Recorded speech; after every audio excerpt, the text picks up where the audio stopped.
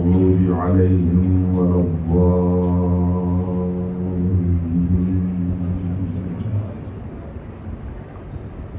اللهم اغفر للمؤمنين والمؤمنات والمسلمين والمسلمات الأحياء منهم والأموات.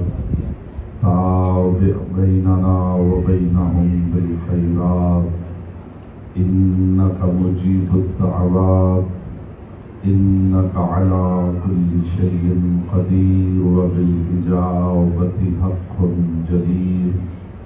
فصل على محمد وآله الطيبين ولعنة الله على أعدائهم أجمعين. مل کے بلند آواز سے صلوات پڑھیں.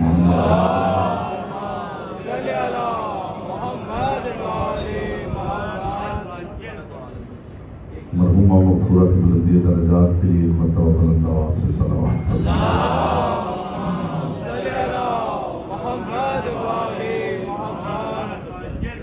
جتنے مومنین تشریف فرما ہیں درود ایسے پڑھیں جیسے پڑھنے کا حق ہے. بلند آواز سے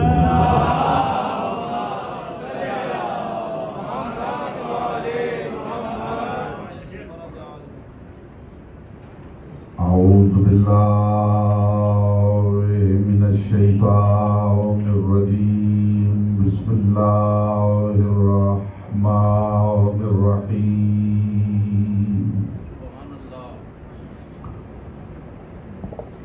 الحمد للہ الذی جعل محبت محمد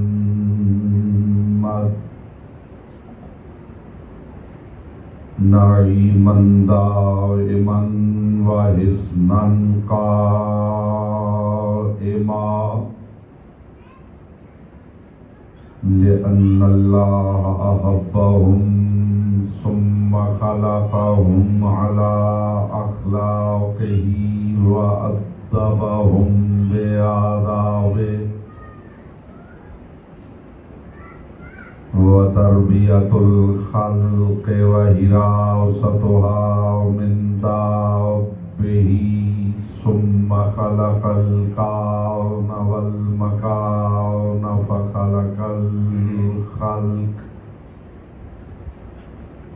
فخلق الخلق ذي حاجة وآهة وآفات. صلوات پڑھو.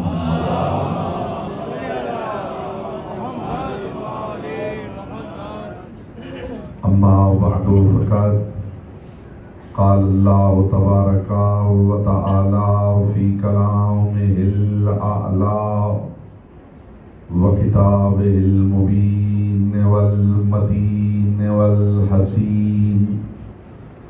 بسم اللہ الرحمن الرحیم.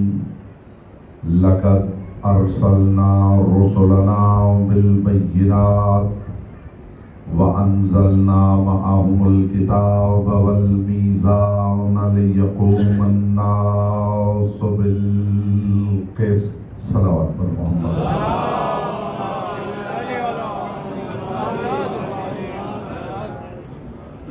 بتوسل ذکر معصومین علیہ السلام بتصدق مجلس عزا پروردگار عالم کی بارگاہ میں دست بدعا ہے کہ پروردگار اس کا بہترین حاضر مرحومہ مغفورہ کے نام اعمال فرمائے. پروردگار ذکر کے صدقے میں مرحومہ کو اعلیٰ انجیل میں جگہ عطا فرمائے. پروردگار ذکر کے صدقے میں مرحومہ کو عبادت گزاروں میں شمار فرمائے. پروردگار عزاداروں میں شمار فرمائے. مالک ذکر کے صدقے میں قرب جناب فضہ سلام اللہ علیہ میں جگہ عطا فرمائے. جتنے مومنین و مومنات اس پاک محفل میں تشریف فرمائے پروردگار ذکر کے صدقے میں ان کے خاندان کے جملہ مرحومین مرحومات مومنین مومنات کو اعلیٰ انجیل میں جگہ عطا فرمائے. اور ایک خاص دعا ہے جس کے لیے سب کی زبانوں سے آمین چاہیے کہ پروردگار وقت ظہور سرکار صاحب الامر تک ان تمام مومنین مومنات مرحومین مرحومات کی ارواح کو عزاداری مظلوم کر اذن اور اختیار عطا فرمائے۔ دعاؤں کی قبولیت کے لیے ایک مرتبہ بلند آواز سے صلوات کریں۔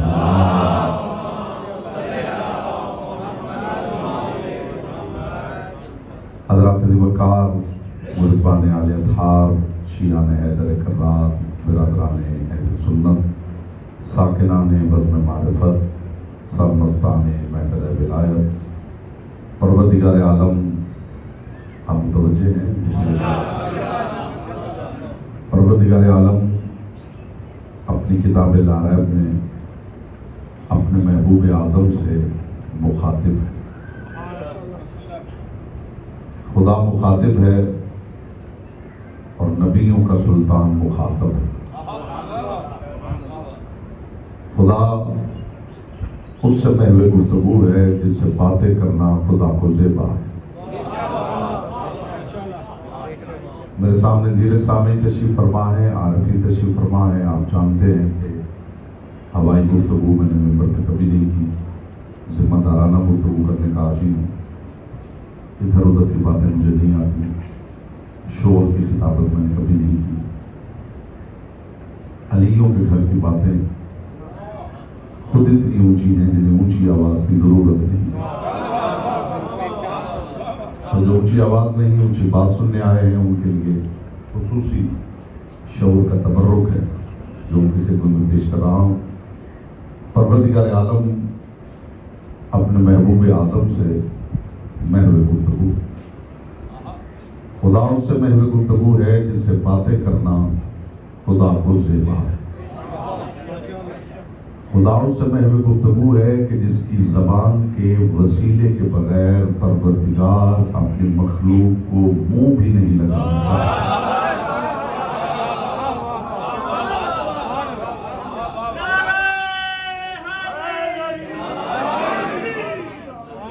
مخدومہ کونین آپ کو سلامت رکھے۔ میں ہر چہرے کو دیکھ رہا ہوں اور انشاءاللہ زیادہ دیر نہیں لگے گی، سب زبان کی عبادت میں مصروف نظر آئیں گے۔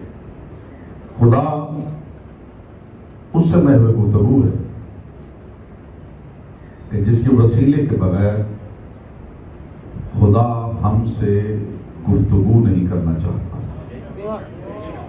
میں حیران ہوں کہ وہ پروردگار علی کل شیء قدیر ہوتے ہوئے ہم سے باتیں کرنے کے لیے مصطفیٰ کو وسیلہ بناتا ہے، اور جو امت کے لوگ اتنے بڑے ہو گئے ہیں جو مصطفیٰ کو چھوڑ کر خدا سے باتیں کرنا چاہتے ہیں۔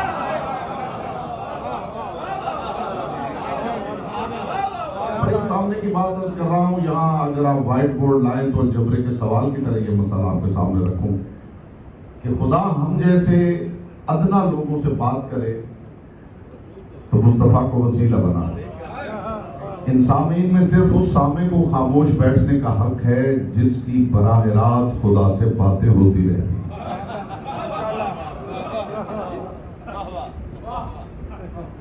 ہاں، وہ کہے کہ میری تو باتیں ہوتی ہیں، آپ کیا کہہ رہے ہیں؟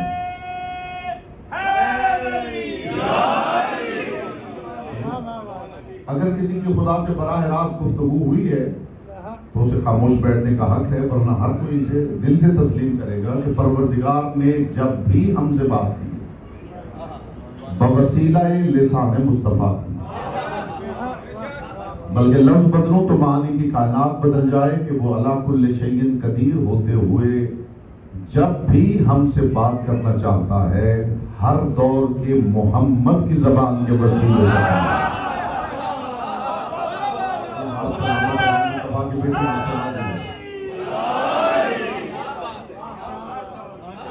حضور اس سے محو گفتگو ہے۔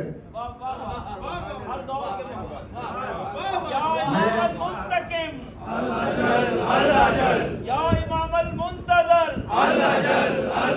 یا وارث خون حسین، برائے تاجیل ظہور امام زمان علیہ الصلوۃ والسلام بلندتر صلوات۔ یہ جو نعرہ بھی آپ نے سنا ہے اس کی تھوڑی سی وضاحت کر دوں۔ اب یقین کیجئے کہ اگر صرف اور صرف صاحب الامر کا یہ ایک لقب سمجھ میں آ جائے تو 14 صدیوں کے عقائد کی گتھیاں سلجھ سکتی ہیں۔ وہ لقب کیا ہے؟ منتقم۔ منتقم کا مطلب کیا ہے؟ انتقام لینے والا. کس کا انتقام لینے والا؟ میرا سوال ہے جو پیچھے تشریف فرما ہے بیٹا، اگر آپ مجلس میں شامل ہیں تو چہروں سے نظر آنا چاہیے، چہروں پہ نور محبت پھیلنی چاہیے. کس کا انتقام لینے والا؟ صرف خون حسین کا نہیں، روز ازل سے اپنے ظہور تک.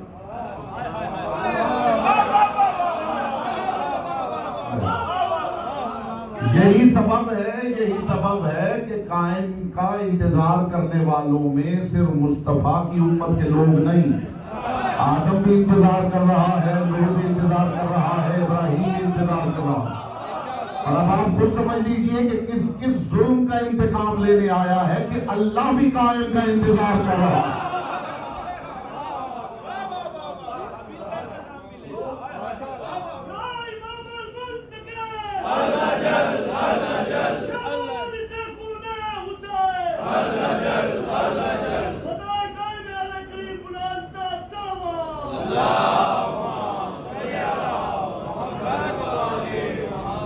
میرے محترم نے حکم کیا ہے کہ رجت کے موضوع پہ گفتگو ہو، لیکن میں چہرے آپ کے دیکھنا چاہتا ہوں، اور جس وقت مجھے محسوس ہوا کہ اس معیار کی سماعت سامنے موجود ہے تو انشاءاللہ صاحب الامر پہ گفتگو. مجھے علی کی پاک نالین سے اڑنے والی طاہر گرد کے چمکتے ہوئے مقدس تبرک کی قسم، بائے بسم اللہ سے سینے بناس تک علی کے بعد سب سے زیادہ آیتیں میں نے قائم کے بارے میں دیکھی.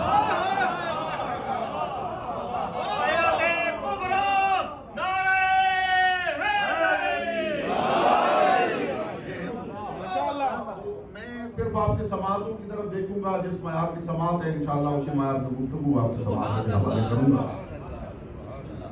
صرف کربلا کا انتقام لینے نہیں آ رہے،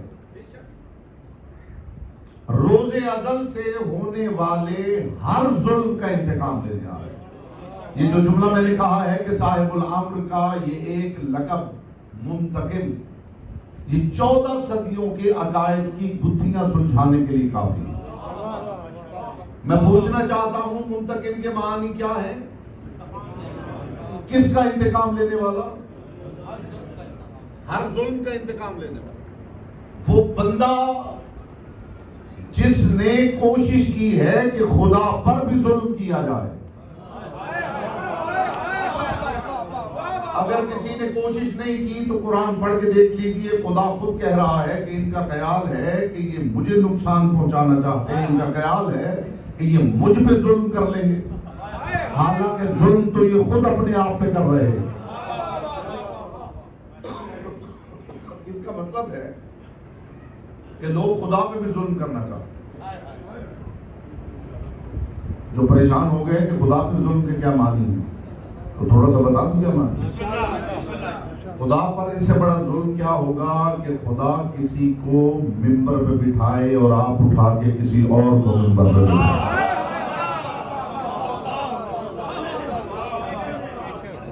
خدا کسی کو اہل سمجھ رہا ہو اور آپ کسی کو اہل کراتے ہیں، اس سے بڑا ظلم پروردگار پہ کیا ہوگا. لیکن یہ الگ بات ہے کہ پروردگار پہ ظلم کیا نہیں جا سکتا، وہ ظلم بندہ اپنے ہی اوپر کرتا ہے. جو میں بات ہدیہ کرنا چاہتا ہوں بڑی قیمتی ہے اور انشاءاللہ ہر سماعت متوجہ ہوگی. منتقم کا مطلب ہے ہونے والے ہر ظلم کا انتقام لینے والا، یعنی پروردگار سے لے کر ایک عام موالی تک جس ظالم نے ظلم کیا ہے. میں باقیوں کے انتقام کی بات نہیں کرتا، میں پروردگار کے انتقام کی بات کر رہا ہوں. معصوم فرماتے خدا چاہتا تو ظالموں سے انتقام جب چاہتا لے سکتا تھا، مگر وہ پروردگار بھی قائم کا انتظار کر رہا ہے کہ قائم آئے تو میرے دشمنوں سے بھی انتقام لے. میں پوچھنا چاہتا ہوں کہ جب پروردگار خود علی کل شیء قدیر ہے، اپنے دشمنوں کا انتقام قائم کے ذمے کیوں ڈال رہا ہے؟ اس کا مطلب ہے کہ قائم خدا کا کام کرنے آ رہے ہیں، ورنہ خدا خود انتقام لے لیتا. بولیے کیا خدا خود انتقام نہیں لے سکتا؟ پھر جی قادر مطلق ہے، پھر خدا قائم کا انتظار کیوں کر رہا ہے؟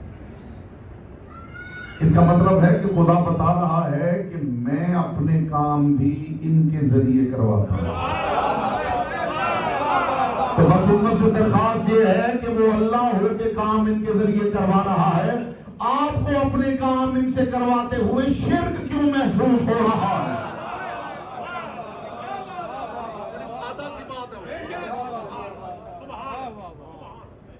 ایسا نہیں ہے کہ وہ کر نہیں سکتا،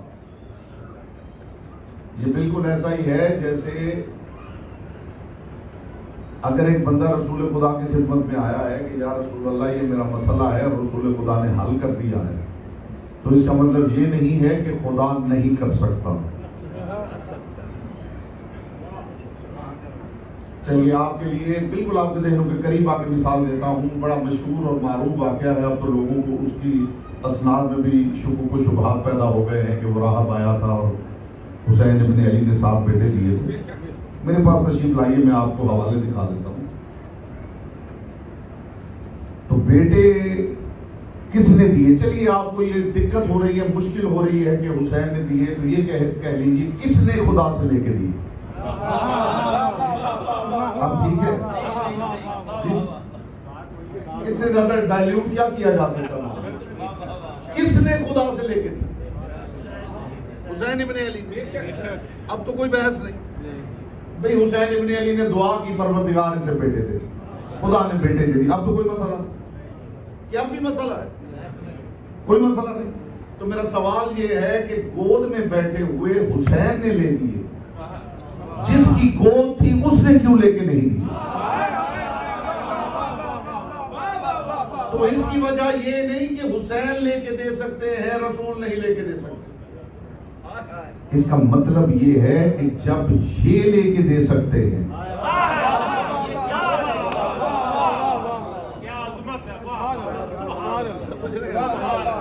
جب کوئی بندہ رسول اللہ کے پاس آتا تھا یا امیر المومنین کے پاس آتا تھا، یا علی یا رسول اللہ یہ مسئلہ ہے، تو وہ مسئلہ خدا بھی حل کر سکتا تھا.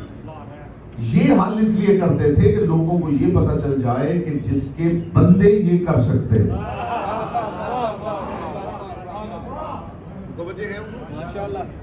یہ جو پروردگار قائم کے ذریعے انتقام لے رہا ہے، اس کا مطلب یہ ہے کہ جس کا بندہ اتنی قدرت رکھتا ہے. اچھا، قائم انتقام لیں گے تو کیا خیال ہے آپ کا کہ فرشتے اتر رہے ہوں گے جو بتا رہے ہوں گے کہ اے نرجس کے لال، وہ جو شخص کھڑا ہے نا، اس نے فلاں پہ ظلم کیا تھا، اور وہ شخص ہے اس نے فلاں پہ ظلم کیا تھا، اور وہ شخص فلاں اس پہ، اور وہ شخص اس نے اس پہ ظلم کیا تھا. کیا ایسا ہوگا؟ اگر کسی روایت میں ہو تو میرے علم میں اضافہ کی. صاحب الامر ہر کسی کو خود پہچان کے کہیں گے تو نے فلاں پہ یہ ظلم کیا.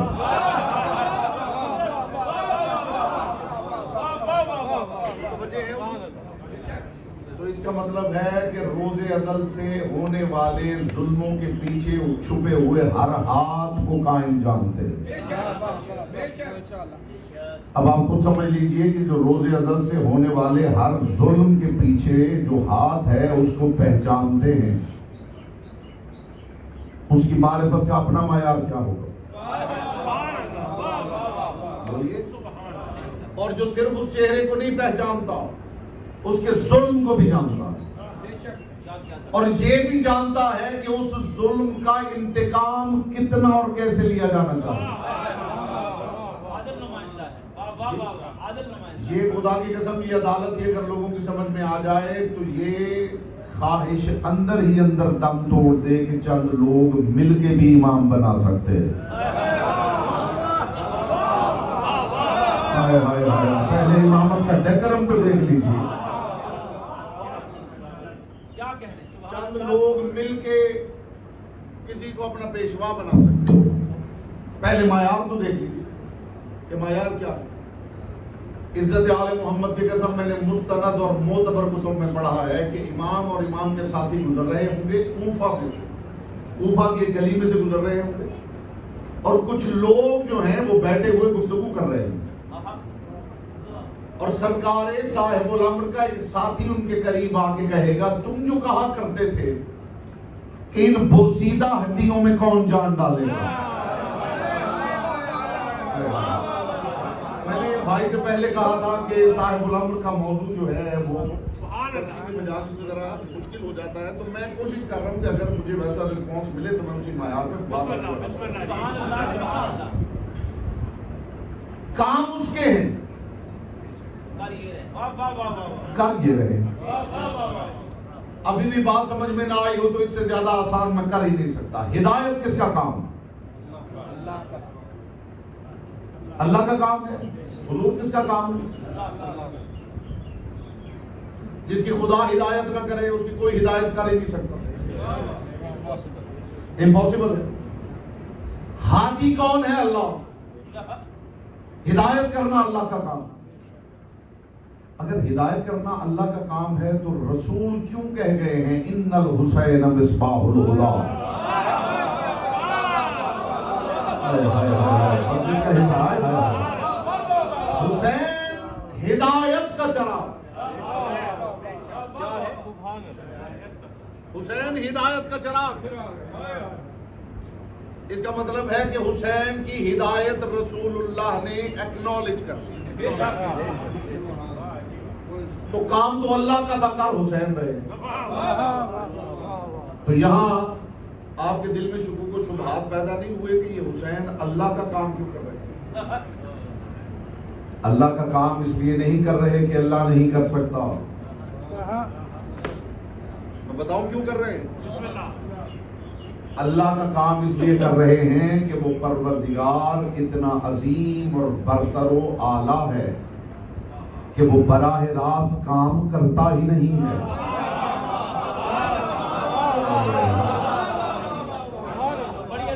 جی، وہ کام کرنا اس کے شایان شان ہی نہیں۔ اس نے اپنے ایسے امنا خلق کیے ہیں، اس نے اپنے ایسے وکلا خلق کیے جن کے ذریعے وہ کام کرتا ہے، اور وہ اس معیار پہ کرتے ہیں کہ کرتے وہ ہیں اور وہ کہہ دیتا ہے میں نے کیا۔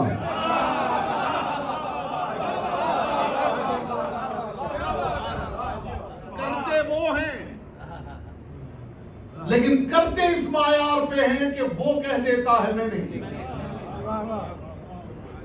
مجھے خبر نہیں لوگ کون سے معجزات ڈھونڈتے پھر رہے ہیں۔ صاحب الامر کے حوالے سے عقیدے کی تصحیح کرنا چاہتا ہوں۔ بہت سارے لوگ ہم سے سوال کرتے ہیں، پوچھتے ہیں کہ جی وہ ذرا نشانیاں، آج کل بڑی ڈیبیٹ چل رہی ہے الیکٹرانک میڈیا پہ بھی اور سوشل میڈیا پہ بھی، کہ وہ صاحب الامر جب تشریف لائیں گے امام زمانہ سرکار مہدی اجل اللہ فرجہ الشریف،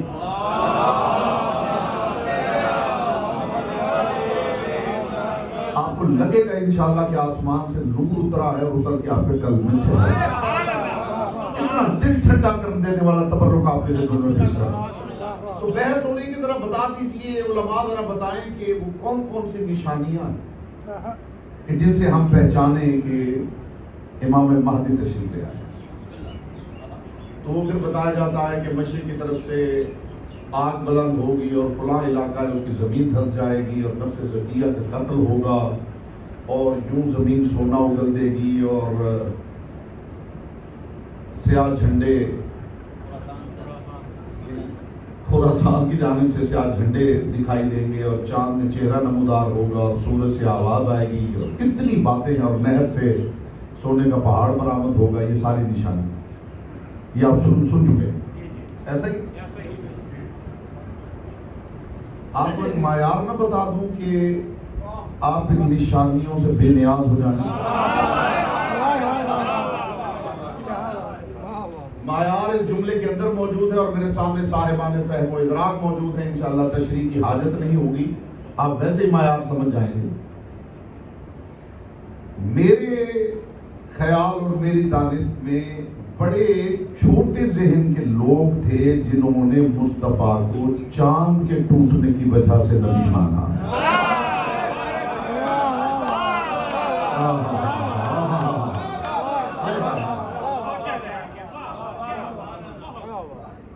یہ جو ہم ممبر پہ ایک بات کرتے ہیں نا، یہ جو بات ابھی میں نے کی ہے، تو آپ کے خیال میں شاید یہ ایک بات ہے، لیکن عزت عالم محمد کی قسم اس کے پیچھے سینکڑوں باتیں ہیں جن کا نچوڑ ہی ایک بات ہے۔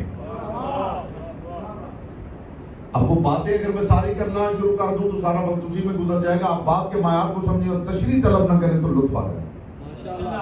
بڑے چھوٹے ذہن اور سطحی ذہن کے مالک تھے وہ لوگ جو مصطفیٰ کو معجزات دیکھنے کے بعد، آپ ایسا کیجئے کہ انگلی سے چاند 2 ٹکڑے کر دیجئے، ہم آپ کو نبی مان لیں گے۔ ایک بندہ رسول خدا کے پاس آیا، اس نے کہا جی میں آپ کو نبی مان لیتا اگر آپ کے 100 باغات ہوتے اور آپ کے پاس 200 سرخ کوہانوں والی اونٹنیاں ہوتی۔ تو رسول خدا مسکرائے اور مسکرا کے فرمایا، یمن کے ایک شخص کا ایڈریس بتایا رسول خدا نے، فرمایا اس کے پاس 200 اونٹنیاں بھی ہیں اور 100 باغ بھی ہیں، جا کے اسے نبی مان لو۔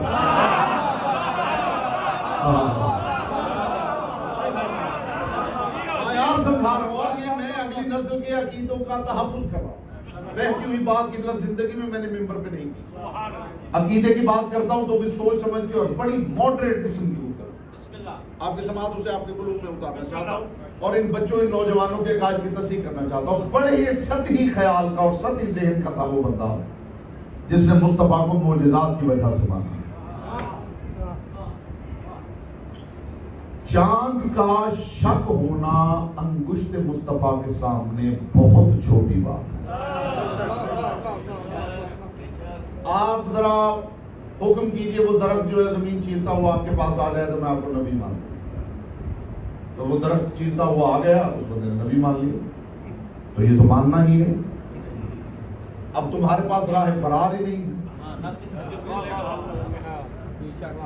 چاند کو 2 ٹکڑے کیا، وہ جانتے تھے کہ جادو اور یہ سب کچھ اس کا اثر زمین پہ ہوتا ہے، ان کا خیال تھا آسمان پہ جادو چلتا نہیں، تو اگر انہوں نے چاند توڑ لیا تو پھر تو یہ خدا ہی کے بھیجے۔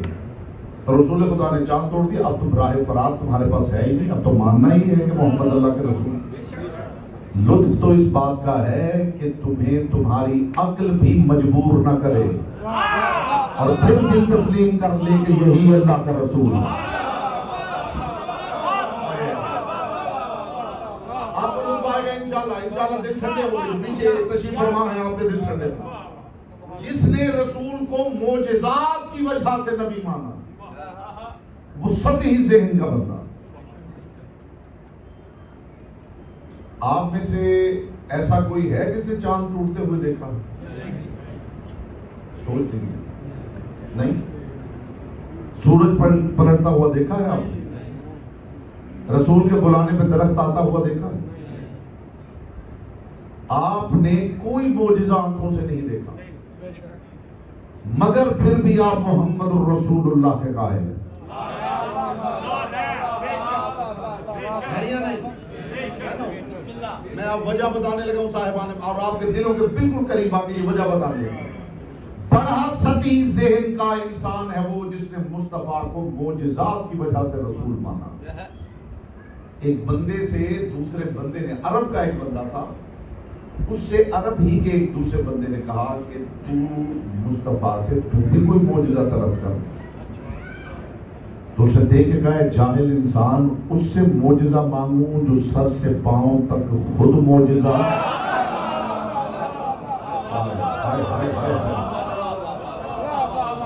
میں جس معیار کے معجزات کو مانتا ہوں وہ 2-3 معیار آپ کے سامنے رکھتا ہوں۔ یہ چاند کا ٹوٹنا اور یہ سارا کچھ یہ اس لیے ہے، یہ جملہ آپ کی خدمت میں پیش کر رہا ہوں، آپ صاحبان ادراک تشریف فرما۔ جو بندہ معجزات مانگ رہا ہے وہ معجزات اس لیے مانگ رہا ہے کہ وہ معیار رسالت سے ناآشنا ہے۔ نہیں لطف نہیں آیا، آپ میرا جملہ واپس کر دیں۔ میں نے تو خاص لوگوں کے کو ہدیہ کیا تھا یہ جملہ، لیکن مجھے قیمت ملی نہیں۔ جو بندہ معجزات کی وجہ سے رسول کو رسول مان رہا وہ اصل میں معیار رسالت سے ناآشنا جو سورج کے پلٹنے کی وجہ سے علی کو مولا مان رہا ہے وہ اصل میں مولائیت کے معیار سے ناآشنا اور جو بندہ قائم کے لیے نشانیوں کا انتظار کر رہا ہے وہ امامت کے معیار سے ناآشنا ہے۔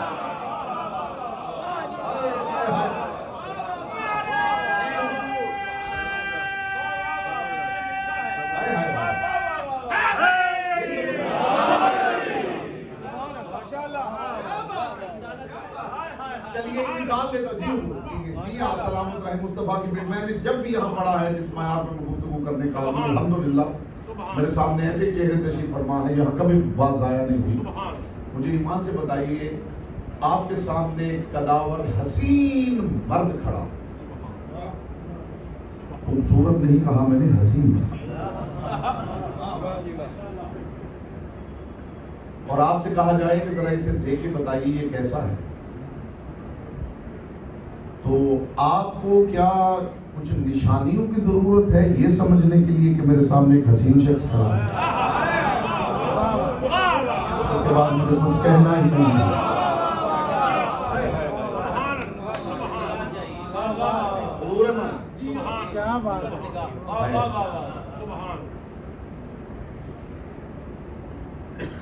اس وقت وہ مجتہد موجود ہیں قوم میں، آقا وحید خراسان، ان کی کتاب ہے سرکار صاحب غلام پہ ٹرانسلیٹ ہو چکی، یہاں سے بھی آپ کو مل جائے گی، صاحب الزمان۔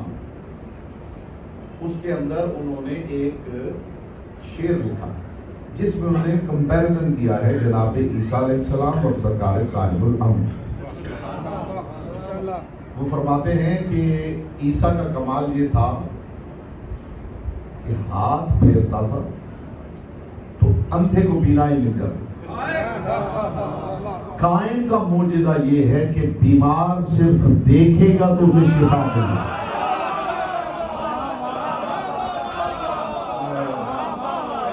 نظری بر جمال او کشف شفا ملا، صرف دیکھے گا تو شفا مل جائے۔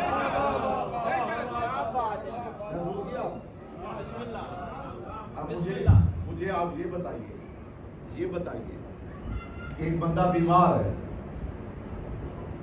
اور وہ طبیب کے سامنے گیا ہے اور بس طبیب کو دیکھا ہے اور بیماری رفع ہو گئی، کیا اسے حق حاصل ہے طبیب سے کہے کہ مجھے ذرا اپنی ڈگری دکھائیے؟ یہ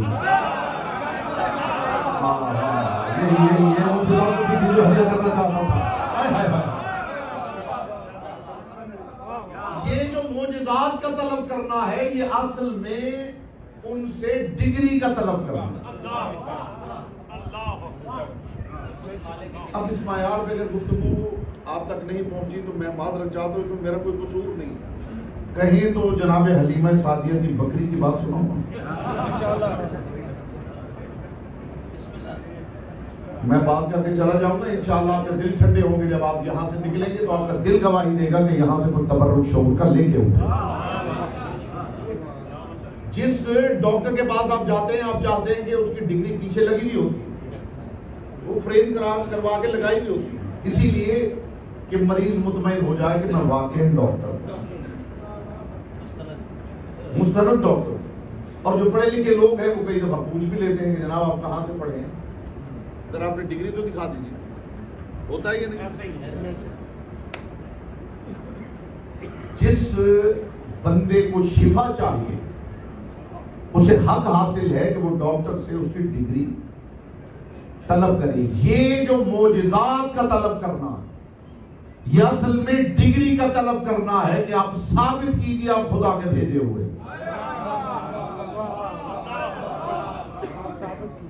اب میں مصطفیٰ کا اپنے معیار کا معجزہ سنانے لگا ہوں کہ ہمارے نزدیک مصطفیٰ کا معجزہ کیا، یہ چاند توڑنا، یہ سورج پلٹانا، یہ درخت بلانا، یہ سنگریزوں کا تسبیح پڑھنا، لوگ تو اسی پہ چھلانگے لگا رہے ہیں کہ رسول اللہ نے ہاتھوں پہ سنگریزے اٹھائے تو انہوں نے کلمہ پڑھا، وہ تسبیح پڑھنے لگے، ایسا ہی ہے۔ حالانکہ لوگ جانتے نہیں، قرآن نے خود کہا ہے کہ سنگریزے تو جہاں پڑے ہوئے تھے وہاں بھی اللہ کی تسبیح کر رہے ہیں۔ بھئی آپ کی خاموشی پہ کلام قرآن ہے، بڑی ہمت چاہیے ایسے خاموش بیٹھنے کی۔ یسبح لہ ما فی السماوات و ما فی الارض، زمین و آسمان میں جو کچھ ہے وہ خدا کی تسبیح کر رہا ہے، صرف تسبیح نہیں کر رہا، اس کا سجدہ بجا رہا۔ وہ سنگریزے تو پہلے بھی تسبیح کر رہے تھے، رسول کا معجزہ کیا؟ اب میں بتاؤں رسول علی کو مان لیا جائے تو یہ فائدہ ہوتا ہے، جس کا حصہ ہے یہ فائدہ ہوتا ہے علی ولی اللہ سے زبان کو تر کر لینے کا۔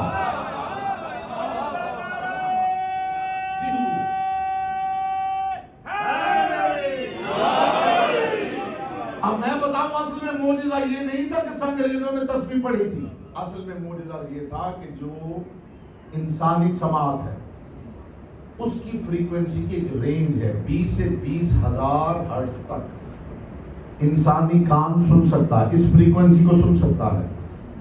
اگر 20 سے کم فریکوینسی ہو تو بھی انسانی کان نہیں سن سکتا، اگر 20,000 سے زیادہ ہو تو بھی نہیں سن سکتا۔ آپ کے ارد گرد کروڑوں آوازیں ہیں، کروڑوں آوازیں جو اتنی بلند آوازیں ہیں کہ اگر آپ سن لیں تو کانوں کے پردے پھٹ جائیں۔ اللہ نے آپ کے کانوں کو بچانے کے لیے ان کی فریکوینسی ہی اور رکھی، اور یہ یقین آپ کو اس وقت آئے گا جب نرجس کا لال آئے گا اور سور پھونکا جائے گا۔ یہ سور کی آواز کی فریکوینسی اتنی زیادہ ہوگی کہ بس خدا سنائے گا اور کانوں کے پردے پھٹ جائیں گے۔ یہ جو فریکوینسی ہے 20 سے 20,000 ہرٹز تک، اس رینج کے اندر جو فریکوینسی اسے ہیومن ایئر سن سکتا ہے۔ سرکار رسول خدا نے وہ سنگریزے ہاتھ پہ رکھے ہیں تو ان کی تسبیح لوگ سننے لگے۔ یہ معجزہ پتھروں کے ساتھ نہیں ہوا، لوگوں کی سماعتوں کے ساتھ ہوا۔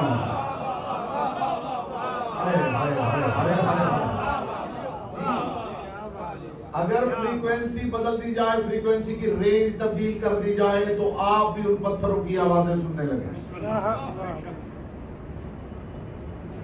میں بس اوقات محسوس کرتا ہوں کہ جب ممبر پہ ایسی بات کی جائے تو لوگ گمسم ہو جاتے ہیں کہ یہ اللہ جانے سبحان اللہ طرح سے گفتگو شروع ہو گئی۔ اس گھرانے کی باتیں عزت علی کی قسم ایسی ہی ہیں جی، اس گھر کی باتیں اسی معیار کی ہیں۔ وہ تو لوگوں کو سمجھانے کے لیے اس معیار کو گراتے گراتے گراتے گراتے ہم اللہ جانے کہاں تک پہنچ گئے۔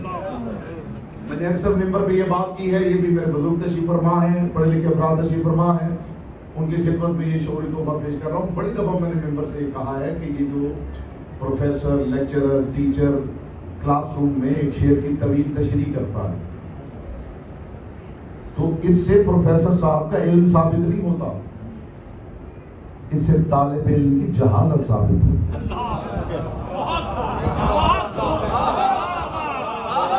میرا خیال آپ رہنے دیجیے، مجلس سننا اور ہے، مجلس موج کرنا اور۔ اس سے پروفیسر صاحب کا علم ثابت نہیں ہوتا، اس سے طالب علم کی جہالت ثابت ہوتی ہے۔ جی، اگر طالب علم کا فہم اتنا ہوتا تو استاد کو اتنی تشریح کرنے کی ضرورت ہی نہیں۔ اسی لیے علی فرمایا کرتے تھے کہ علم اصل میں ایک نقطہ تھا جسے جاہلوں کی سہولت کے لیے پھیلانا پڑ گیا۔ کائنات کے رسول کا فرمان ہے، اول ما خلق اللہ نوری، سب سے پہلے اللہ نے میرے نور کو خلق کیا، وقسم اللہ ذالک النور بنصفین، پھر اس نور کے دو برابر ٹکڑے کیے، ایک کو محمد کہا، دوسرے کو علی کہا، پھر 2 کے 5 کر دیے، پھر 5 کے 12 کر دیے، پھر 12 کے 14 کر دیے۔ مجھے عزت آل محمد کی قسم، یہ 1 کے 2، 2 کے 5، 5 کے 12، 12 کے 14 ہماری جہالت کی وجہ سے ہوئے ہیں۔ اللہ کے لیے اکیلا نور ہی کافی تھا۔ نہ بولتا وہ ہے جس کی زبان سے کمی امانت ہے، بلکہ یہ کہوں تو غلط نہ ہوگا کہ یہ 5، 12، 14 نور اول کی خدائی تشریح کی گئی ہے۔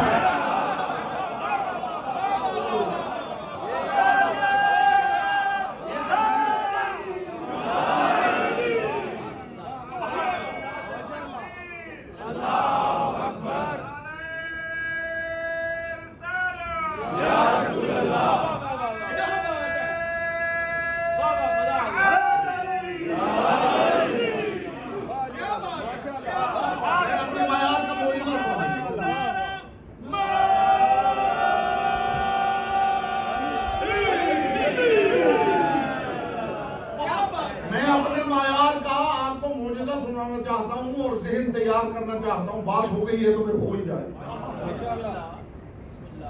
میں آپ کا ذہن تیار کرنا چاہتا ہوں کہ جو صاحب الامر کا انتظار کر رہا ہے وہ نشانیاں ڈھونڈنا چھوڑے.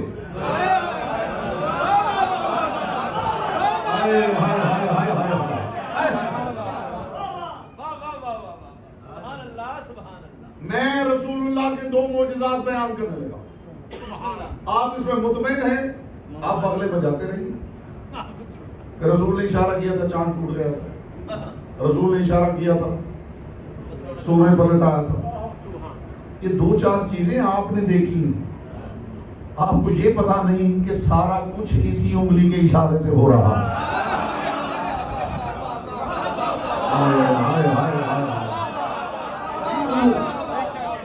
میں ممبر پہ بیٹھا ہوں, یہ حسینیت کا ممبر ہے, حسینیت کا ممبر ہے. رسول کا ممبر اسے میں نے نہ کبھی کہا ہے نہ سمجھا. پریشان ہو گئے. یہ چیزیں ہیں جو مصیبت یہ ہے کہ لوگوں کو نہیں محسوس ہوتی ہے, لیکن میں تصحیح کر رہا ہوں. میں نے اس زندگی میں کبھی نہ ممبر رسول کہا نہ سمجھا ہے. جو حیران ہو گئے اس لیے نہیں سمجھا کہ اسے ممبر رسول کہوں اور پھر خود چڑھ کے بیٹھ جاؤں تو جہنمی نہ ہو جاؤں. میں کہنا ہے آپ کے سلام یہ جہنمی نہ ہو جاؤں گا. کیا خیال ہے, جہنمی نہیں ہو جاؤں گا؟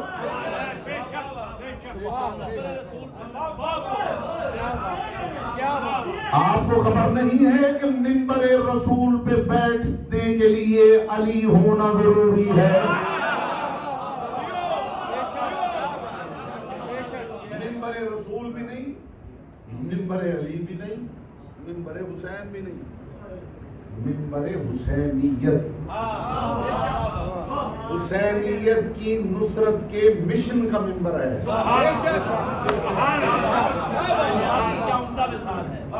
اور یہ جو حسینیت کا مشن ہے جسے آل محمد نے نصرت حسین کہا. نصرت حسین کا مطلب کیا ہے؟ حسین کی اب تو لطف آئے. لفظوں کے اندر کائناتیں بند ہوتی ہیں. حسین کی نصرت, مدد نہیں. بہت سارے لوگ ہتھیار تیار کر رہے ہیں کہ میں نرجس کے لال کی مدد کروں گا. مدد نہیں, نصرت. مدد اور نصرت میں یہ فرق ہے کہ مدد ذات کی ہوتی ہے, نصرت مشن میں ہوتی ہے. قائم کی ذات کو آپ کی ہیلپ نہیں چاہیے, مشن میں ہیلپ کی ضرورت ہے. آپ فکر نہ کیجئے, میری آواز آپ تک پہنچے. خدا کرے کہ آپ کی بھی مجھ تک پہنچ جائے. میری پہنچے گی. آئیے آئیے تشریف لائیے, تشریف لائیے. بسم اللہ. نعرہ تکبیر, اللہ اکبر. نعرہ رسالت, یا رسول اللہ. نعرہ حیدری, یا حیدری. یا امام المنتقم, اللہ جل, اللہ جل. یا امام المنتظر, اللہ جل, اللہ جل. یا وارث خون حسین, اللہ جل, اللہ جل. یا وارث خون عباس, اللہ جل, اللہ جل. فتح کام آل کریم بلند تر صلوات. اللہم صلی علی محمد و آل محمد. رومن کی بلندی درجات کے لیے ایک مرتبہ پھر بلند تر صلوات. اللہم صلی علی محمد و آل محمد. متوجہ ہیں حضور؟ یہ جو نصرت ہے صاحب الامر کی نصرت, اس کا مطلب مدد نہیں. میری آپ کی حیثیت کیا ہے کہ حجت خدا کی مدد کریں. یہی سبب ہے قبلہ میری تائید فرمائیے کہ بائے بسم اللہ سے سینے والناس تک پروردگار نے اس اللہ نے نصرت مانگی ہے, مدد نہیں مانگی. یہ حسین ابن علی کے ساتھ ہی جنہیں کربلا جا کے یہ سلام کرتے ہیں, آپ کہتے ہیں السلام علیکم یا انصار اللہ, اے اللہ کے ناصرو تم پہ میرا سلام. اگر خدا کی مدد کا تصور ہو، خدا کی مدد کا تصور ہو تو اس کا مطلب ہے خدا کمزور ہے، اسے ہیلپ چاہیے۔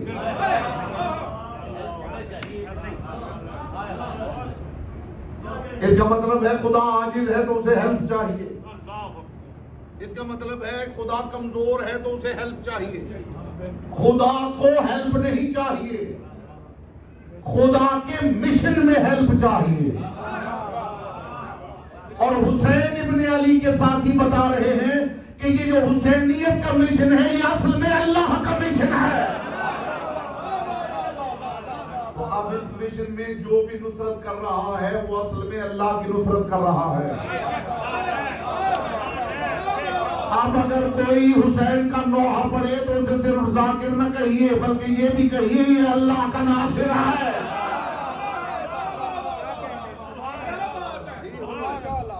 یہ حسینیت کا مشن اللہ کا مشن، یہ ہدایت کا مشن۔ تو وہ لوگ جو صاحب الامر کے لیے تیاری کر رہے ہیں کہ جناب ذرا تھوڑے مضبوط ہو جائیں گے، تھوڑا جم جایا کیجیے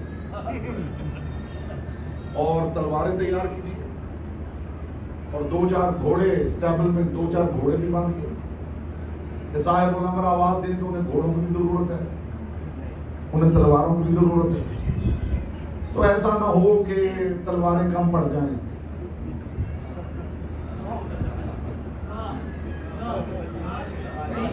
چلیں آپ اسی پہ لگے رہنا چاہتے تو لگے رہیے، اگر چاہتے تو میں کانسیپٹ کلیئر کر دیتا ہوں کہ کہیں ایسا نہ ہو کہ صاحب الامر کو تلواروں کی ضرورت پڑے اور تلواریں کم پڑ جائیں، اور گھوڑوں کی ضرورت پڑے تو گھوڑے میسر نہ ہوں تو کہیں معاذ اللہ امام ہار ہی نہ جائے۔ آپ کو اندیشہ ہے کہ نرجس کا لال بھی کسی سے ہار جائے گا؟ عزت علی کی قسم اگر نرجس کا لال ہار جائے گا تو پھر آج ہی مان لیجئے شیطان جیت جائے گا، خدا ہار جائے گا۔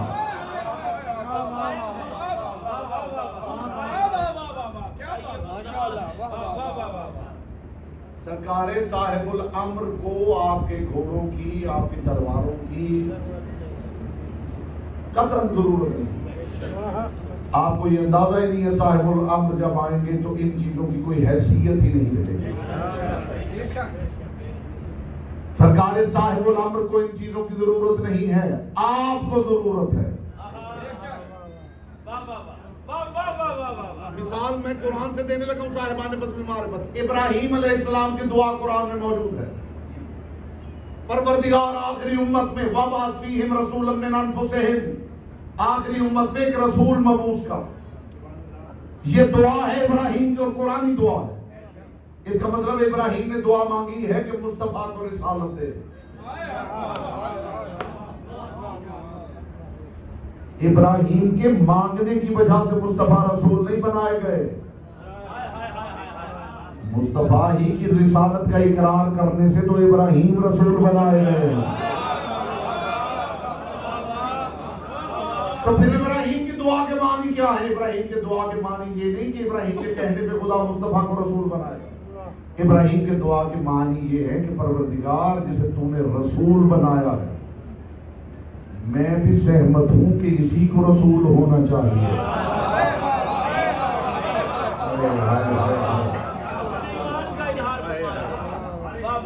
میری تمنا بھی یہی ہے کہ اسی کو رسول ہو۔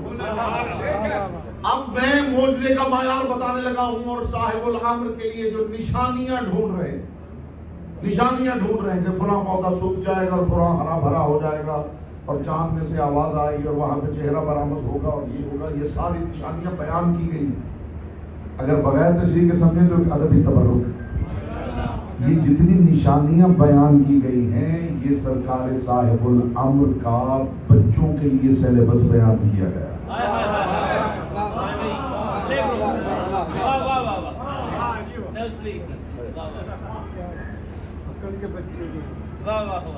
جس کی عقل کم ہے، جسے امامت کے معیار کی خبر نہیں،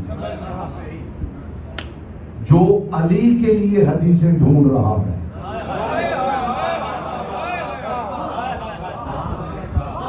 جب علی نے منبر پہ کہہ دیا ہے سلونی قبل ان تفقدونی، سوال کرو اس سے پہلے کہ تم علی کو کھو دو، یہ سننے کے بعد بھی وہ بندہ جاہل نہیں جو حدیث ڈھونڈتا پھرے کہاں لکھا ہوا ہے علی باب مدینۃ العلم ہے.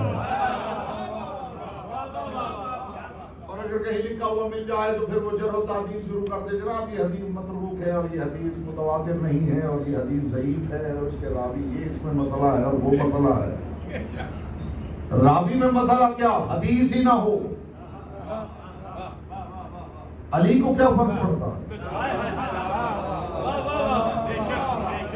اگر یہ حدیث ہی غائب کر دی جائے تو علی کے سلونی کے دعوے کو کیا فرق پڑتا ہے؟ اس کا مطلب ہے کہ وہ بندہ جو ان حدیثوں کی وجہ سے علی کے علم پر ایمان لایا ہے وہ بندہ عقلی طور پہ ابھی بچہ ہے. بڑا کانسیپٹ ہے جو میں نے پیش کیا ہے. اگر آپ ذہنی طور پہ یہاں موجود ہو تو سوچ لیجیے.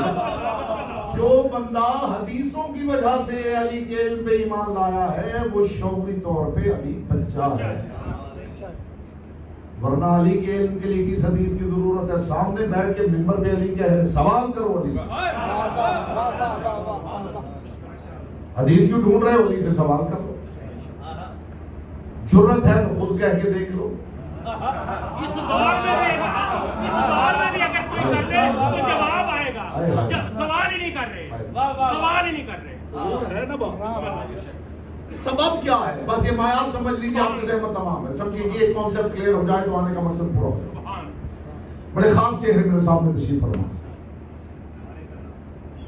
مخدوم کونین آپ کی معرفت کو سلامت رکھے. لوگوں کا معیار، لوگوں کے معیار کے معجزات میں نے آپ کو سنا دیے کہ انگلی کا اشارہ کیا چاند ٹوٹ گیا اور انگلی کا اشارہ کیا اور سورج پلٹ آیا اور درخت چل کے آ گیا اور دیوار سونے کی ہو گئی.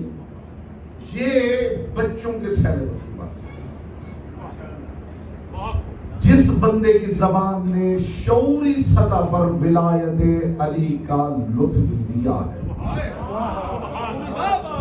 میں اپنے لفظوں میں بڑا محتاط ہوں جی. والدین کی وجہ سے نہیں.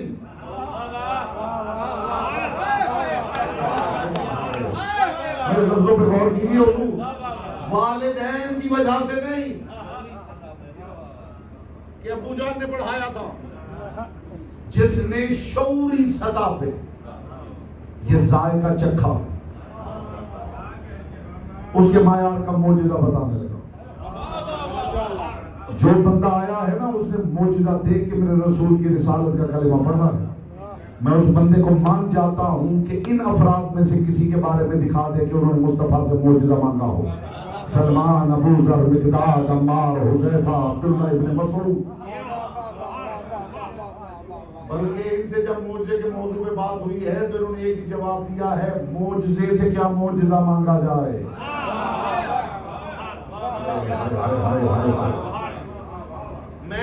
میں رسول اللہ کا معجزہ سنانے لگا. رسول خدا کا معجزہ اور پھر صاحب الامر کا ایک معجزہ سناؤں تاکہ پہلے محمد اور آخری محمد کے درمیان کا سارا کانسیپٹ کلیئر ہو. یہ چاند دو ٹکڑے کرنا، یہ سورج پلٹانا، یہ کمال محمد نہیں. کمال مصطفیٰ یہ ہے کہ رسول مشرکوں کے بت توڑ رہے ہیں یہ کہہ کر کہ یہ جھوٹے ہیں، اور جن کے بت ہیں وہ کہہ رہے ہیں محمد سچے ہیں. اس کے بعد کس معجزے کی ضرورت؟ دوسرا معجزہ بتاؤں. اپنے معیار کا معجزہ سنانے لگا. میرے لیے رسول پر ایمان لانے کے لیے اس معجزے کی ضرورت نہیں کہ مصطفیٰ نے چاند توڑا ہے.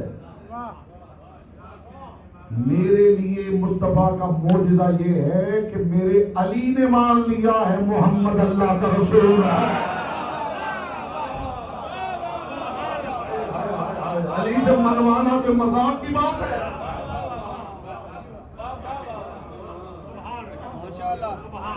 جوش ملی آبادی کا ایک شعر ہے، اس کے دو مصرے. وہ فرماتے ہیں کہ علی سے فلسفی نے جب نبوت اس کی مان لی.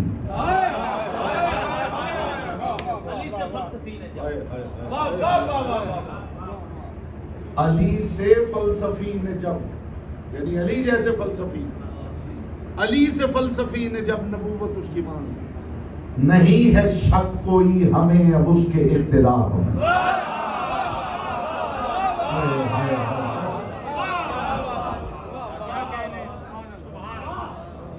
یہ معجزہ ہے میرے مصطفیٰ کا،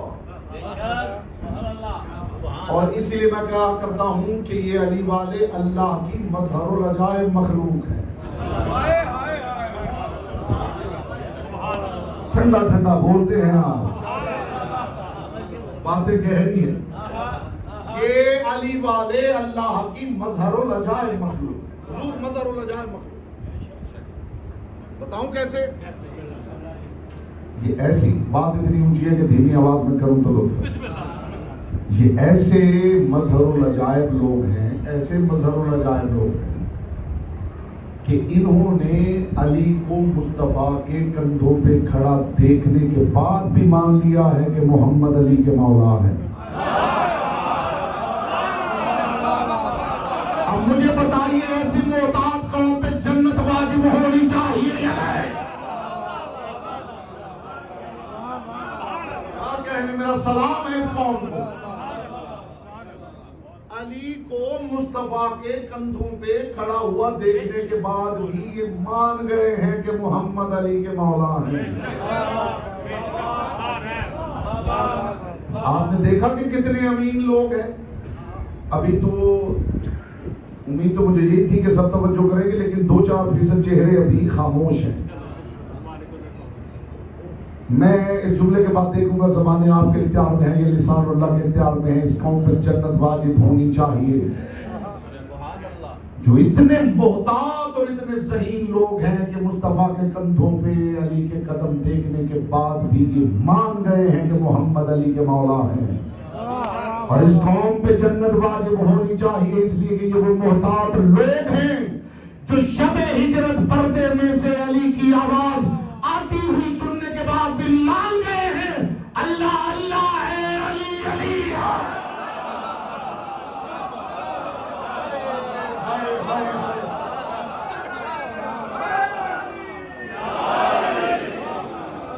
مان گئے ہیں حضور، یہ مان گئے ہیں، بڑے قیمتی لوگ۔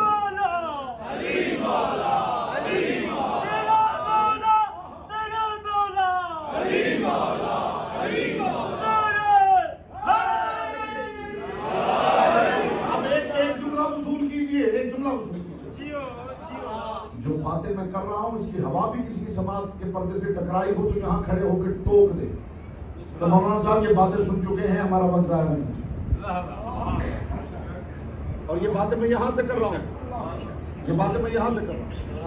جو لوگ صاحب الامر کے لیے نشانیوں کا انتظار کر رہے ہیں وہ اس معیار کے لوگ ہیں جو اشتہار میں بڑا نام دیکھنے کے بعد مان لیتے ہیں کہ فلاں صاحب علامہ ہے۔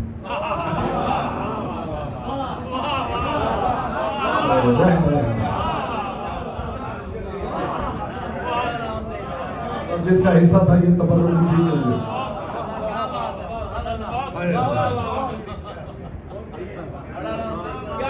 اشتہار میں جس کا نام بڑا ہے تو نشانی تو ہے کہ یہ بڑا ہے، نشانی تو ہے،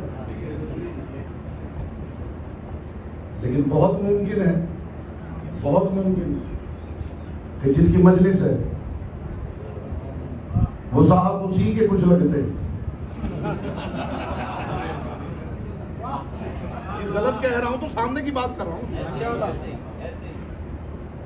معیاری سامنے وہ نہیں جو ان نشانیوں کی وجہ سے مانے کہ کون عالم ہے اور کون عالم نہیں۔ معیاری سامنے وہ ہے جو معیار علم سے آشنائی رکھتا ہے۔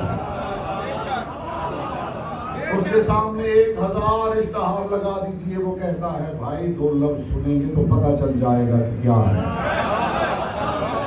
تو خبردار ان نشانیوں کی اوٹ سے قائم کو نہ دیکھیے، نہ جس کا لال آئے گا تو صاحب معرفت خود پہچان لے گا کہ یہی میرا امام ہے۔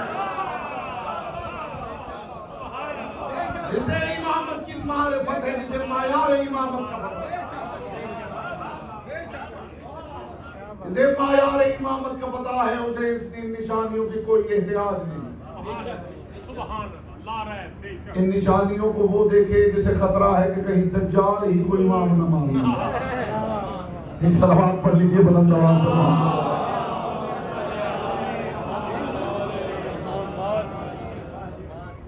معیار محمدیت کی معرفت حاصل کیجئے، معیار امامت کی معرفت حاصل کیجئے۔ جب آپ کو امامت کے معیار کا پتہ چل جائے گا، آپ کو کسی نشانی کی احتیاج ہی نہیں رہے۔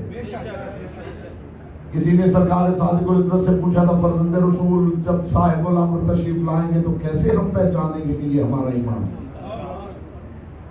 امام مسکرائے اور مسکرا کے فرمایا کہ جو اللہ کی طرف سے بھیجا گیا امام ہوتا ہے، وہ لاکھوں لوگوں میں جا کے کھڑا ہو جائے، اس کا چہرہ بتا دیتا ہے کہ یہی امام ہے۔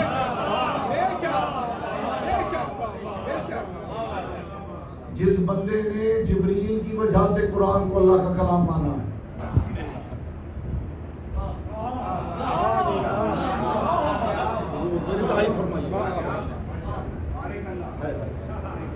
جس بندے نے جبریل کی وجہ سے قرآن کو اللہ کا کلام مانا، وہ پھر کلام خدا کے معیار سے آشنا ہے۔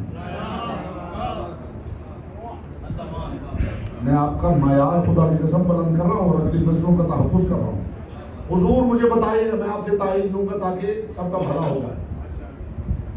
آپ نے جبریل کی وجہ سے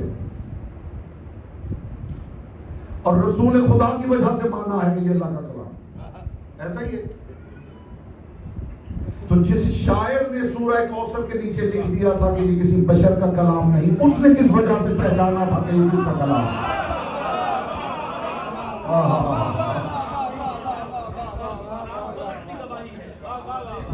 اس کا مطلب ہے کہ کلام خود معیار ہے۔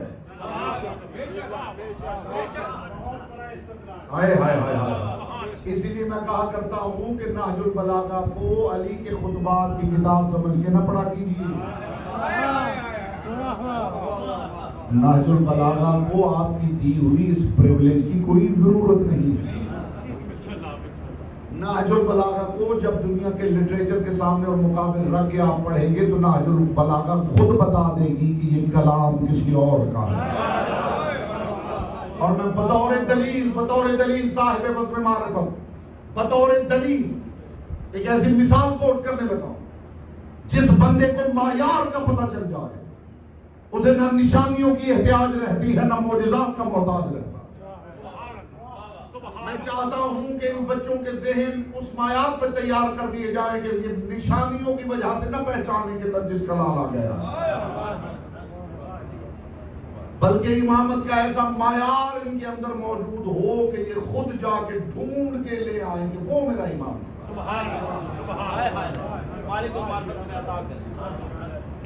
جائیے اگر آپ میں سے شاید ان بچوں نے وہ ایک سیریل ہے غریب توس، جس نے وہ دیکھی ہے، وہ ذرا میری تعریف سرکار رضا شہنشاہ کو ولی عہدی دینے کے لیے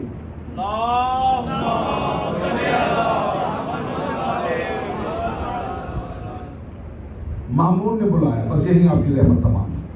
ایک معیاری بات کرنے لگا، اس معیار کو سنبھال لیجیے، آنے کا مقصد پورا۔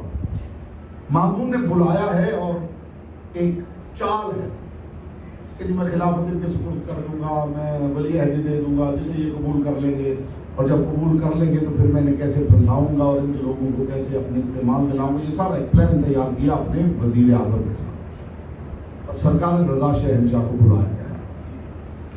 رہنے دیجیے ساری کتابیں، بے نیاز ہو جائیے کتابوں سے، دلوں میں امامت کا وہ معیار پیدا کر لیجیے کہ جس کے بعد آپ کو کتابوں کی احتیاج ہی نہ رہے۔ وہ معیار بتانے لگا ہوں۔ اس کا جو وزیر تھا فضل، اس کی زوجہ نے اسے کہا کہ فضل میں دیکھتی ہوں تو ایک سیاسی خاندان کا بندہ ہے، اور حکومت کسی کے پاس ہو تو اصل میں چلا تو ہی رہا ہوگا، لیکن میں کافی دنوں سے دیکھ رہی ہوں تیری راتوں میں نیند اڑ گئی ہے تو وقت پہ کھانا نہیں کھاتا. رات کو اٹھ کے میں دیکھتی ہوں تو کبھی ادھر ٹہل رہا ہوتا ہے, کبھی ادھر جاتا ہے, کبھی ادھر جاتا ہے. تیرے چہرے پہ اضطراب ہے, بے چینی ہے, تیرا اطمینان کہاں گیا, تیری نیندیں کیوں اڑ گئی؟ اس نے کہا اصل میں مسئلہ یہ ہے کہ میں وہ سیاسی بصیرت رکھنے والا بندہ ہوں کہ حکومت کسی کی ہو, پلاننگ پیچھے میری ہوتی, لیکن میں اس دن سے پریشان ہوں جب سے علی رضا یہاں پہ آئے. یار حضور بتا, اس نے کہا ان کے آنے سے تمہیں کیا پریشانی, تمہیں کیا مسئلہ؟ اس نے کہا مسئلہ یہ ہے کہ مجھے کوئی طریقہ نظر نہیں آ رہا کہ میں علی رضا کو کیسے گرفت میں لے لوں. میرے لیے ممکن نہیں ہو پا رہا کہ میں علی رضا کو اپنی گرفت میں لے لوں. یہ میری بے چینی. اب جو اس کی بیوی نے جملہ کہا ہے نا, خدا کی قسم, اس منافق اور ملعون شخص کی بیوی نے جو جملہ کہا, اس نے خدا کی قسم معرفت کا 1000 دروازہ, وہ جملہ میں نے تو کتاب میں پڑھا منتهى الاعمال میں, اس کے اندر وہ جملہ باقاعدہ طور پہ پورا ڈائلاگ ہے, وہ سننے کے لائق ہے, جو آپ کو بتائے کہ امامت کا معیار کیا ہے. اس کی بیوی نے امامت پہ کوئی کتابیں نہیں پڑھی, لیکن اس کا جملہ سنیے کیا معیار ہے خدا کی قسم. اس نے کہا کہ تم ایسے کرو کہ دیکھو میرا بھی ایک سیاسی خاندان سے تعلق ہے, تو میں آج جب علی رضا آئے نا, مجھے صرف دیکھنے کی اجازت دو, میں انہیں غور سے دیکھنا چاہتا ہوں, پھر میں تمہیں مشورہ دوں گی کہ کرنا کیا. اس نے کہا ٹھیک ہے. کوریڈور میں کھڑی ہو گئی, وہ جالیاں سی لگی ہوئی تھی ان کی اوٹ میں, وہ کھڑی ہو گئی. وہاں سے سرکار رضا علیہ السلام کو گزرنا تھا. سرکار رضا چہنچا وہاں سے گزرے, لوگوں سے ملتے رہے, آ کے بیٹھ گئے, کچھ گفتگو ہوئی, وہ غور سے دیکھتی. جب فضل گھر آیا ہے تو پہلا جملہ اس کی بیوی نے جو کہا ہے وہ بتاتا ہے کہ مایا, بس یہ جملہ اب تک پہنچ جائے, آنے کا مقصد پورا ہو جائے. آتے ہی اسے کہا فضل علی رضا کا پیچھا چھوڑ دو.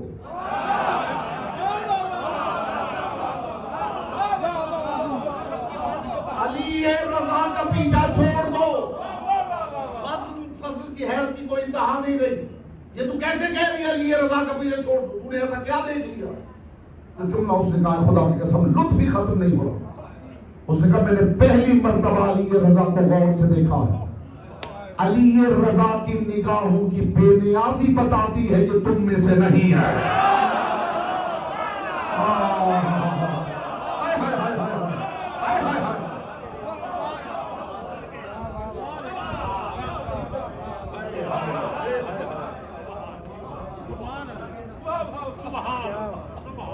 جب سے یہ جملہ میں نے پڑھا ہے تب سے آنکھوں کی بے نیازی پہ تحقیق کر رہا ہوں کہ آنکھوں کی بے نیازی کیا ہوتی ہے.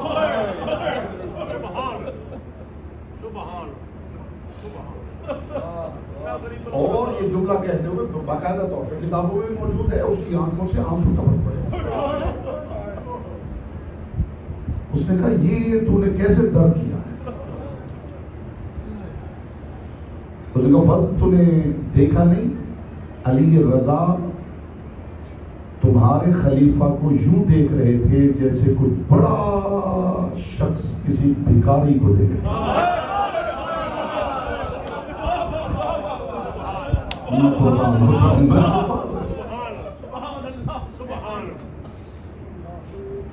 اور دنیا نے یہ منظر بار بار دیکھا ہے. خانوادہ عصمت و طہارت کا یہ منظر دنیا نے بار بار دیکھا. دربار یزید میں خدا آپ کو وہ جگہ دکھائے جی, مسجد اموی جس کے اندر دربار یزید ہے, بلندی پہ دربار تخت یزید. یزید وقت کا حاکم تھا اور بظاہر ایک قیدی جو زنجیروں میں پابند تھا.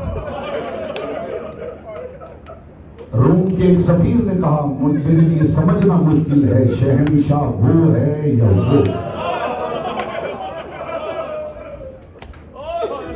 وہ جو تخت پہ بیٹھا ہے اس کا اضطراب اور وہ جو پابند رسم کھڑا ہے اس کا اطمینان. میں قربان. جملہ کہوں جن آنکھوں میں آنسو آ گئے محمد کی بیٹی آنسو اپنی بارگاہ میں قبول کر. اس نے تخت پہ بیٹھے ہوئے حکمران کا احترام اس کے چہرے سے نظر آ رہا ہے اور اس قیدی کے چہرے کا اطمینان. اور اگر کوئی دیکھ سکے بصیرت کی نگاہوں سے دیکھ سکے تو اسے نظر آ جائے گا خدا کی قسم شب عاشور. ادھر 9 لاکھ میں اضطراب ہے, ادھر چند لوگوں میں اطمینان. 9 لاکھ میں اضطراب ہے, 72 کے چہرے پہ اطمینان. یزید کے خاندان کی مستورات, محلات میں رہنے والی وہ مضطرب. علی کی بیٹی یوں بھی مطمئن. یا زہرا یا زہرا. یزید کی بیٹی, بادشاہ کی بیٹی کو شہزادی کہتے ہیں. یزید کی شہزادی باپ کی گود میں بیٹھی ہوئی مضطرب ہے. حسین کی یتیمہ زخمی کانوں کے ساتھ مطمئن.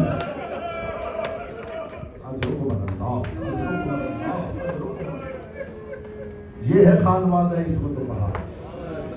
ان کے معیار کو پہچانیے. خدا کی قسم وہ سپاہی جو سید الساجدین کو درے مار رہے تھے, وہ درہ مار لیتے تھے مگر جب اپنے خیموں میں اکٹھے ہوتے تھے ان کی بے چینی دیدنی ہوتی تھی. درے مارنے والے بے چین تھے اور تاریخ میں ایسا نمازی دیکھا ہی نہیں جو ایسی حالت میں سر سجدے میں رکھ کے اطمینان سے کہتا تھا سبحان ربی الاعلی. مرحبا مرحبا اجرکم اللہ اجرکم. ادھر حکومت کا احترام, ادھر قیدیوں کا اطمینان. لاکھوں کا ہجوم ہے, وہ مضطرب ہے. علی کی بیٹی مطمئن,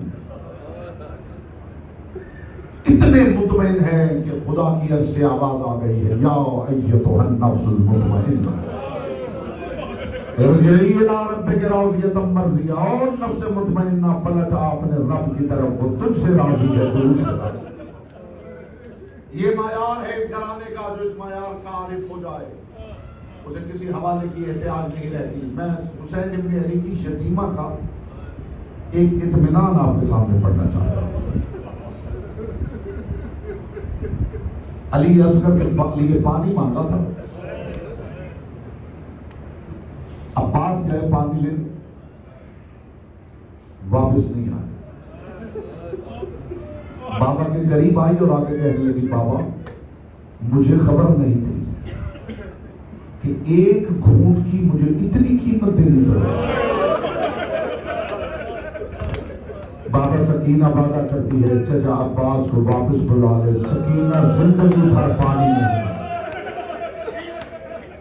میں چاہتا ہوں کہ کسی کے پاس اگر کوئی حوالہ ہو تو میرے علم میں اضافہ ہو جائے کہ کربلا سے شام تک کسی کتاب نے لکھا ہو کہ کہیں پہ سکینہ نے پانی مانگا. جہاں بیٹیوں کے بعد تشریف فرما ہے, سکینہ نے کہیں پانی مانگا. میں فوج یزید سے مانگنے کی بات نہیں کر رہا ہوں, مجھے کسی روایت میں دکھا دیجئے پیاسی سکینہ نے سجاد سے پانی مانگا. سجاد سے کہا او بھائی مجھے پیاس لگی. سکینہ نے پانی نہیں مانگا, مطمئن ہے, بھائی کے ساتھ ساتھ جا رہی. قافلہ بھی چل رہا ہے. جب بھی میں اس بچی کی مصیبت پڑھتا ہوں میں ایک جملہ جو مجھے ذاتی طور پہ جو یہاں پہ محفوظ ہے میں وہ ضرور پڑھنا چاہتا ہوں. یہ وہ بچی ہے جس کے بندے کربلا میں اترے ہیں اور اتنے زور سے اتارے گئے ہیں کہ بندوں کے سرخ موتی شام تک بکھر گئے. مرحبا مرحبا مرحبا. سفر بھی چلتا رہا, سکینہ کے کانوں کا لفظ بھی چلتا. یہ ایک جملہ سن لیجیے, آپ کی زحمت تمام ہے. آ گئے شام میں 56 بیویاں تھیں. جن کے گلے میں ایک رسی.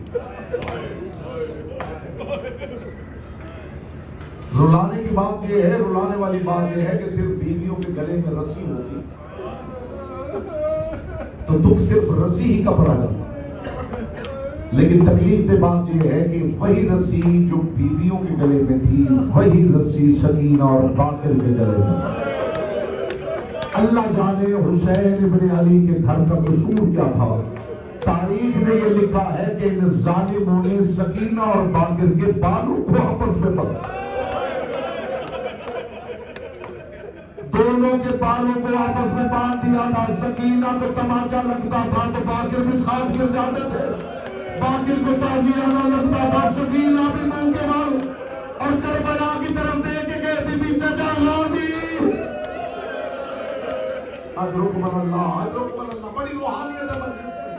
56 بیویوں کے گلے میں ایک رسی اور وہی رسی سکینہ کے گلے میں. بازار شام سے قافلہ گزر رہا تھا. تاریخ نے لکھا چھت پہ ایک مزدور ہے، آئے غربت آل محمد کے. اس نے دیکھا کہ قیدی گزر رہے ہیں، ہونٹ پیاس سے پھٹ گئے تھے. آپ نے اکثر ذاکرین واعظین خطبہ سے سنا ہے کہ کربلا میں حسین پیاسے تھے، لیکن کبھی آپ نے یہ نہیں پوچھا کہ کتنے پیاسے ہیں. پیاس کے کچھ مرحلے ہیں، پیاس کے کچھ درجے. جب پیاس حد سے بڑھتی ہے تو سب سے پہلے زبان خشک ہوتی ہے، پھر اور زیادہ پیاس بڑھ جائے تو ہونٹ خشک ہوتے ہیں، پھر اور زیادہ پیاس بڑھ جائے تو زبان تالو کے ساتھ بن جائے، پھر اور پیاس بڑھ جائے تو ہونٹ پھٹ جائے، اور زیادہ پیاس بڑھ جائے تو ہونٹوں سے لہو بہنے لگتا ہے. ہم اسے سوال کرو کربلا میں زہرا کا بیٹا کتنا پیاسا تھا. غربت زہرا کی قسم تاریخ نے لکھا حسین اتنے پیاسے تھے کہ حسین کو بات کرنے کے لیے ہاتھوں سے منہ کھولنا پڑتا تھا. زہرا کا لال بات کرتا تھا تو پہلے ہاتھوں سے منہ کھولتے تھے. میں پوچھنا چاہتا ہوں جہاں حسین کی حالت یہ تھی، اللہ جانے سکینہ کی حالت کیا تھی. ہونٹ پھٹ چکے تھے، ہونٹوں سے لہو جاری تھا. وہ چھت پہ مستور کھڑی تھی، زحمت تمام ہوئی ہے نظارے آپ کی. چھت پہ مستور کھڑی تھی، اس نے دیکھا قیدی ہے، مسافر ہے. اس کی جھولی میں صدقے کی کچھ کھجوریں تھیں. اس کے بعد بھی عزاداروں کچھ پڑھوں، اس کے بعد بھی عزاداروں کچھ پڑھوں. اس کی جھولی میں صدقے کی کھجوریں تھی. اس نے غریب سمجھ کر صدقے کی کھجوریں اہل بیت پہ پھینکی. ادھر کھجوریں گری، ادھر بازار میں وہ تڑپ گئی جسے حسین ماں کہا کرتے تھے.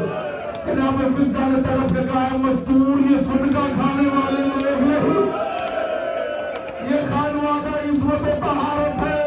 یہ وہ لوگ ہیں جن کے لیے آئے تطہیر اتری ہے. اس مزدور کی ایک چھوٹی سی بچی تھی، وہ نیچے کھڑی تھی قافلے کے درمیان سے گزرتی ہوئی. اس کی نگاہ پڑ گئی حسین کی یتیمہ پر، دوڑتی ہوئی چھت پہ آئی. چھت پہ آ کے ماں کے پہلوں میں کھڑی ہو گئی. ماں اس کی طرف دیکھ کے کہنے لگی، وہ دیکھ نیزے پہ کتنا عجیب سر ہے جو کٹا ہوا ہے مگر قرآن پڑھا ہے. ماں کا دامن ہلا کے کہنے لگی اماں وہ سر نہ دیکھ، اماں ذرا وہ چھوٹی پیاسی بچی دیکھ. اماں وہ اتنی پیاسی ہے وہ بولنا چاہتی کچھ بول نہیں سکتی. اماں وہ اتنی مجبور ہے وہ تھک کے گرنا چاہتی ہے، گلے کی رسی اسے گرنے نہیں دیتی. عزاداروں ماں نے پانی کا کوزہ بھرا اور بھر کے کہا جاؤ اس بچی کے پاس لے جا، اللہ کہتی ہوگی دعا قبول کرتا ہے. اسے کہ پانی پی لے تیرے حق میں دعا کرے. عزاداروں بچی کوزہ لے کر حسین کی یتیمہ کے سامنے آئی، آ کے کہنے لگی ہے پیاسی کہتان میری ماں کہتی ہے یہ لے پانی پی لے، میرے حق میں دو دعائیں کر. عزاداروں دعا کا سننا تھا کہ سکینہ بازار میں تڑپ گئی. سکینہ نے دیکھے گا میں پانی بعد میں پیوں گی، پہلے اپنی دعا بتا. کہنے لگی دعا کر میں ایسے نہ اجڑوں جیسے تو اجڑ گئی ہے. سکینہ نے بدے ہوئے ہاتھ اٹھائے، میرا اللہ کوئی ایسے نہ اجڑے.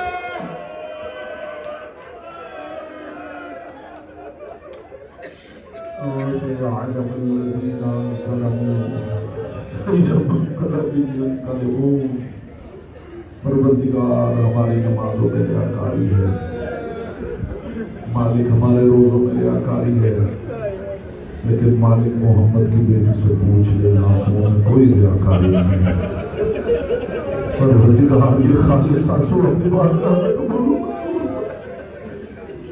پروردگار